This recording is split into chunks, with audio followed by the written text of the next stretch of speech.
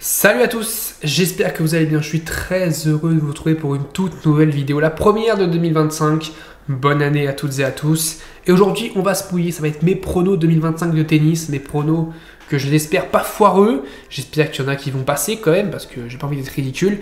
Et on va faire en deux parties, on va commencer par mon top 10 et mes vainqueurs de Grand Chelem et après on fera une deuxième salve avec mes pronos à la volée, ce que je pense va arriver en 2025. Et on démarre avec mon top 10, mon 10e joueur mondial de fin de saison, Alex de Minaur, qui a terminé la saison top 10, qui a même participé au Masters la saison dernière.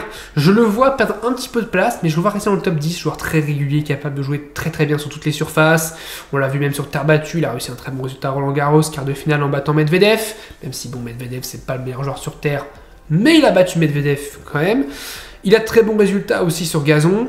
Et sur dur, c'est toujours une valeur sûre. Pour moi, c'est une valeur sûre et il va rester top 10 ou alors il va rester à la lignée du top 10 et je le vois quand même rester top 10. C'est mon avis, dites-moi le vôtre. Vous me dites votre top 10 aussi en commentaire parce que souvent, quand on se mouille, on critique, mais c'est bien aussi d'avoir l'avis des autres. En 9e, je vois Fritz qui a terminé la saison 4e mondial, donc je le vois perdre aussi pas mal de place. Mon avis, c'est que cette saison va être plus compliquée que la saison dernière. Notamment, elle a été exceptionnelle avec la finale à l'US Open, la finale au Masters. Il a eu aussi de très beaux moments, notamment en battant Zverev à Wimbledon, étant mis 2-7-0. Il revient, il perd après en quart de finale contre Lorenzo Musetti. Mais on a eu un très bon Fritz, un très bon Fritz la saison dernière. Et je pense que cette saison, ça va être un peu plus compliqué. Je le vois quand même pas s'écrouler. Il finit 9e, c'est quand même un classement qui est exceptionnel. Mais je le vois un peu moins bien que la saison passée. En 8e, alors là, c'est un énorme risque que je prends parce que c'est un joueur qui est totalement irrégulier et je mise sur un joueur qui devient enfin régulier. Lorenzo Musetti, pour moi, va aller au Masters cette saison. Ça fera 2 Italiens qui vont au Masters, mais pour moi, Lorenzo Musetti va au Masters cette saison et je vois terminer à la 8e place. Alors, c'est un risque énorme parce qu'il est très irrégulier, mais le Musetti qu'on a eu à Roland-Garros contre Djokovic, à Wimbledon où il va en demi-finale, et aux Jeux Olympiques où il prend la médaille... non, il va en demi-finale, s'il prend la médaille de bronze, pour moi, ce Musetti-là qu'on a eu, c'est celui que je veux voir toute la saison. Et si je vois ce Musetti-là sur toute la saison 2025, alors c'est mal barré parce que on l'a vu contre Raume Munar, il perd contre Raume Munar à Hong Kong, donc bon, pour un début de saison, c'est pas fou, mais bon, ce n'est que le début de saison. Si on a un Musetti de l'été 2024, toute la saison 2025, pour moi, c'est clair qu'il fait partie des 10 meilleurs joueurs mondiaux. Et pour moi, même, il va aller au Masters. En 7, je mise sur un pari gagnant de Hubert Hurkacz avec Ivan Lendl et avec Massou. C'est voilà, sa collaboration avec ces deux entraîneurs.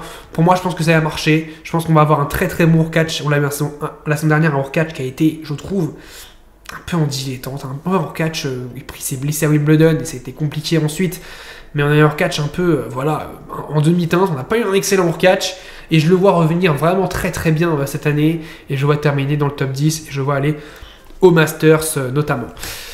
Holger Rune, alors évidemment, espoir éternel, espoir danois, qui a illuminé le tennis en 2022 en battant Novak Djokovic à Bercy, en faisant un très bon Masters en 2023, je trouve. Mine de rien, il a été à ça d'éliminer Djokovic, qui derrière gagne le Masters. On a pour moi un Rune qui est son courant alternatif depuis quelques mois, quelques semaines. Et cette saison, j'ai envie qu'on ait un Rune qui revienne au plus haut plan parce que je trouve que c'est un joueur qui fait du bien au tennis. Là, tous les styles que je mets, c'est quand même des styles différents. Musetti, Rune, Hurkacz, c'est ça que je veux voir en 2025, des styles différents qui gagnent des matchs, qui se rencontrent, des oppositions de style. C'est ça que je veux voir. Et moi, je veux voir un Rune qui fait une belle saison, qui se calme un peu, qui arrête d'être un peu tout feu, tout flamme, à changer de coach tous les 36, enfin pas tous les 36 du mois du coup, mais tous les jeudis.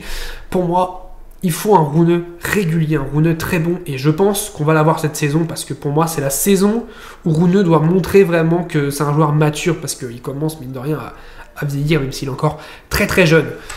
En cinquième, ça va sûrement faire débat, parce que je mets le meilleur joueur du monde, alors pas actuellement, mais je mets le meilleur joueur du monde de tennis, Novak Djokovic, numéro 5. Je vais m'expliquer. Je vois Djokovic faire une très bonne saison. Vraiment, je vois Djokovic faire une très bonne saison. Vous verrez dans mes pronostics de vainqueur de Grand Chelem.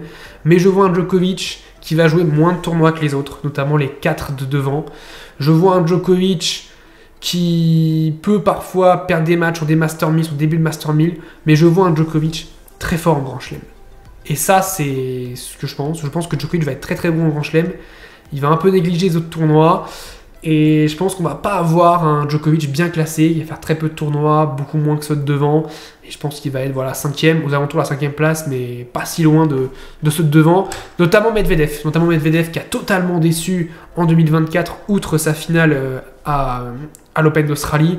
Je vois un Medvedev qui n'a pas gagné un titre depuis Rome 2023 en regagner un. Et surtout, je vois Medvedev redevenir un joueur chiant à jouer, redevenir un peu ce poison Medvedev, ce joueur qu'on déteste jouer, ce joueur qu'on déteste affronter.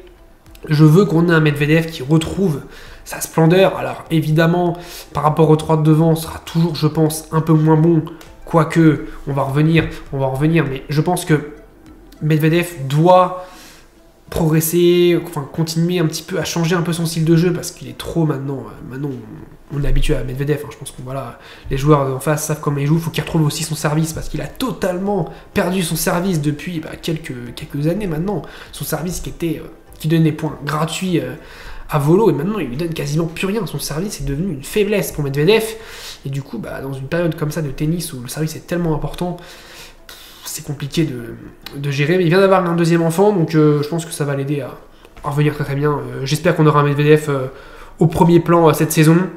En numéro 3, je mets Zverev parce que toujours c'est celui qui joue le plus de matchs. Et je pense que cette saison, ça va encore être le cas. Je pense que Zverev va jouer encore une fois énormément de matchs. Et qu'il va en gagner du coup énormément parce que c'est un joueur qui, voilà, son niveau moyen est top 10, top 5 facile. Donc il va gagner énormément de matchs. Est-ce qu'il va gagner un Grand Chelem ? Attention, je ne vous spoile pas, mais je pense qu'il va gagner tellement de matchs, Zverev, que voilà, sur les matchs en 2-7 gagnants, c'est presque l'un des meilleurs joueurs du monde, si ce n'est aujourd'hui le meilleur joueur du monde. En 2-7 gagnants, je parle bien. Pour moi, voilà, il n'y a rien à dire sur Zverev, il va être 3e. Et pour le reste, j'ai hésité pour le top 2, j'ai hésité pour l'ordre, hein, évidemment. J'ai mis Alcaraz 2e, et vous verrez sur mes pronos à la volée pourquoi j'ai hésité. Je mets Alcaraz 2e. Je me dis qu'au niveau de la régularité, Sinner est encore un peu plus costaud qu'Alcaraz. Qu'Alcaraz est capable d'être exceptionnel sur des moments et capable aussi d'être éteint sur certains moments. Notamment, on l'a vu face à VZ à l'US Open où il s'est totalement éteint. On n'a pas reconnu Alcaraz. Mais je pense qu'on va avoir un Alcaraz qui a quand même fini la saison 3e mondiale. Je pense qu'il a à cœur de au moins doubler Zverev, de terminer la saison 2e mondiale et de se rapprocher le plus possible de Yannick Sinner qui, pour moi, Yannick Sinner, honnêtement, par ce gros bémol qui est évidemment la suspension pour dopage, l'appel qui est en cours. Donc on ne sait pas, là il y a vraiment une grosse interrogation. Et évidemment que dans la tête, ça ne doit pas être facile. Surtout les autres joueurs, certains doivent le regarder aussi différemment. Coucou Nick Kyrgios. Mais pour moi, Sinner, s'il n'y avait pas ce souci-là, ce serait clairement... Il n'y aura aucun débat. Je pense que sur dur, il est au-dessus de tout le monde. Bref, voilà, pour moi, Yannick Sinner, numéro 1 mondial. J'ai pas d'autres arguments parce que sa saison 2024, on atteste. Hein, c'est clairement quand il veut... être injouable, il peut être injouable et il a cette capacité à être injouable et ça c'est très très fort. Alcaraz aussi là, mais là aussi cette capacité à être beaucoup moins bon sur certains matchs, là où Sinner il n'y a quasiment aucun match sans l'année dernière. Donc voilà, pour moi ce top 2 ce sera Alcaraz 2e, Sinner 1er et maintenant on va passer les vainqueurs de Grand Chelem. Attention, suspense, alors il n'y a pas beaucoup de risques pris, attention. Voilà mes 4 vainqueurs de Grand Chelem. En haut à gauche, l'Open d'Australie. En haut à droite, Roland Garros. En bas à gauche, Wimbledon. Et en bas à droite, l'US Open. Je vois Sinner conserver son titre à l'Open d'Australie. Pour moi, sur dur, c'est le meilleur joueur du monde actuellement. Je pense que Djokovic va être très bon à l'Open d'Australie, mais je ne le vois pas battre un Sinner. Peut-être battre un Alcaraz, mais je ne le vois pas battre un Sinner en ce moment sur dur. Après, les légendes me font mentir, donc peut-être que Djokovic me fera mentir. À Roland, je vois pareil Alcaraz conserver son titre. Alcaraz qui, maintenant qu'il a gagné Roland Garros, il est un peu débarrassé de cette épée Damoclès d'un peu le successeur de Nadal. Il faut qu'il gagne Roland Garros. Là, il l'a fait et je pense qu'à Roland Garros, il va être exceptionnel. À Wimbledon, je vois Novak Djokovic parce que je pense que la légende Djokovic va aller prendre son 25e titre du Grand Chelem à Wimbledon, parce que en fait, j'ai pas vraiment d'argument, parce que parfois c'est un peu surréaliste ce que peut nous faire Djokovic, et je pense que ça va être un peu un grand chelem surréaliste où on peut avoir un Sinner qui perd tôt ou un Alcaraz qui perd tôt, et on peut avoir l'un des deux en finale contre Djokovic, et un Djokovic qui sort un match comme il a sorti en finale des JO. Je pense qu'on peut avoir ça, notamment peut-être un Djokovic-Alcaraz, et cette fois Djokovic qui bat Alcaraz en finale, ou alors un Djoko-Sinner et un Djoko qui apprend le tennis sur gazon à Sinner. Je pense qu'on peut avoir ce scénario-là. Et puis à l'US Open, pour moi, ça va être un peu chaud, parce que Alcaraz, il y a quand même un peu des questions qui se posent à l'US Open. Je pense qu'on peut avoir un US Open très indécis, avec un Medvedev qui pourra revenir fort, un Sinner qui va être fort évidemment, un Djokovic, il ne faudra pas oublier, qui viendra gagner Wimbledon, et puis un Alcaraz. Et je vois Alcaraz gagner l'US Open. Je pense que Alcaraz peut le faire, et c'est risqué parce que la facilité serait de dire Sinner, mais je pense qu'Alcaraz peut gagner l'US Open. Mes pronos à la volée, maintenant on va passer à mes pronos à la volée, c'est-à-dire des pronos un peu pêle-mêle. Je vais dire un peu tout et n'importe quoi. Dites-moi vous, vos pronos à la volée, aussi vos suggestions, vos souhaits, ce que vous voulez voir pour 2025. On commence. Dans un premier temps, je vois Arthur Fils en quart de finale d'un grand chelem. Je vois Arthur Fils aller en quart de finale d'un grand chelem. J'ai pas le grand chelem en tête, mais je le vois aller en quart de finale d'un grand chelem. Pourquoi pas à Wimbledon où il a fait 8ème l'année dernière. Je pense que c'est tout à fait envisageable pour le français. Je vois Holger Rune regagner un Master 1000. Ça fait depuis Bercy 2022 qu'on attend ça. Je pense qu'Holger Rune se doit de gagner un Master 1000 cette année. Et comme pour moi, il va aller au Masters et finir 6ème mondial, il doit logiquement remporter un Master 1000. Pour moi, malheureusement, c'est un crève-cœur de dire ça, mais Dimitrov va quitter le top 15. Je pense que physiquement, Dimitrov, ça va devenir de plus en plus compliqué face aux joueurs qui arrivent, face aux joueurs qui reviennent. Ça va être très compliqué pour moi de voir un Dimitrov rester top 15. Et malheureusement, je le vois quitter le top 15. Un autre crève-cœur pour moi, donc j'avais dit que pour moi, Hurkacz ira au Masters, ça je l'ai déjà dit auparavant. Pour moi, Wawrinka prendra sa retraite à Bâle. Je pense que c'est terrible ce que je dis, mais je pense que Wawrinka quittera le tennis en octobre à Bâle. Et je pense que c'est une belle manière de finir chez lui en Suisse. Pour moi, petit prono sympathique, Novak Djokovic va gagner un match en étant mené 2-7-0. Donc pour moi, en grand chelem, Djokovic va remporter un match en ayant été mené 2-7-0 et de faire une spéciale Djokovic. Et je pense qu'il ne l'a pas fait l'année dernière, si je ne dis pas de bêtises. Non, s'il est mené 2-7-1 face à Cerundolo et 2-7-1 face à Musetti. Donc pour moi, il va réussir à le faire cette saison, Novak Djokovic. Pour moi, Richard Gasquet va passer un tour à Roland-Garros. On a vu, c'est compliqué pour Gasquet, l'Open d'Australie, qualification, il perd au premier tour. Mais je pense qu'à Roland-Garros, dernier tournoi de sa carrière, il va nous sortir un truc un peu à la Gilles Simon qu'il avait fait contre Carreño Busta, ou un peu un Tsonga contre Casper Ruud, même si Tsonga perd. Je pense qu'il va nous sortir un dernier gros match. Alors oui, s'il joue Djokovic ou Alcaraz au premier tour, bon là... Mais bon, pour moi, Gasquet va passer un tour à Roland-Garros. Gaël Monfils va finir top 50. Beaucoup voient Gaël Monfils un peu s'écrouler cette saison. Moi, je le vois rester top 50. Et surtout...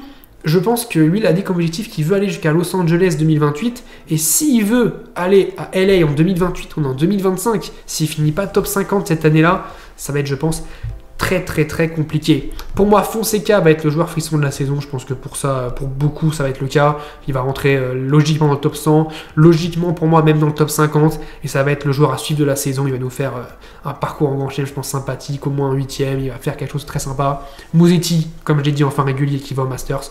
Matteo Berrettini, qui va être pour moi dans le retour dans le top 15. Alors, s'il se blesse pas, je l'espère, on va croiser les doigts pour Matteo Berrettini. Mais pour moi, Berrettini, de retour dans le top 15. Pour moi, ça aussi, prono sympa, la première place mondiale se jouera au Masters entre Sinner et Alcaraz. Pour moi, la première place mondiale ne sera pas actée avant le dernier tournoi de la saison. Et ce sera le Masters qui décidera de qui, entre Sinner et Alcaraz, sera numéro 1 mondial. Autre pronostic, bon là, c'est un peu un tapin. Medvedev regagne un titre. J'ai même pas dit quel titre. Pour moi, Medvedev va regagner un titre. Zverev, pour moi, va remporter le plus de Master 1000 cette saison. Comme j'ai dit, pour moi, Zverev est le meilleur joueur, presque le meilleur joueur du monde en 2-7 gagnants. Et pour moi, voilà, Zverev va gagner le plus de Master 1000 cette année. Et pour moi, je finis avec Jakub Mensik, qui fait au moins un quart en Grand Chelem, qui remporte son premier titre ATP et qui termine top 20, voire top 15 cette saison. Ce sont mes pronostics à la volée. Quels sont les vôtres? Quel est votre top 10? Qu'est-ce que vous voulez voir en 2025? On se retrouve dès vendredi, ça va très vite. Vendredi, on se retrouve pour le tableau de l'Open d'Australie qui sort, alors pour les plus aguerris, cette nuit à 4h du matin, heure française, 14h30 heure locale. On se retrouve très vite. Bon début d'année 2025, je vous dis salut à tous, portez-vous bien.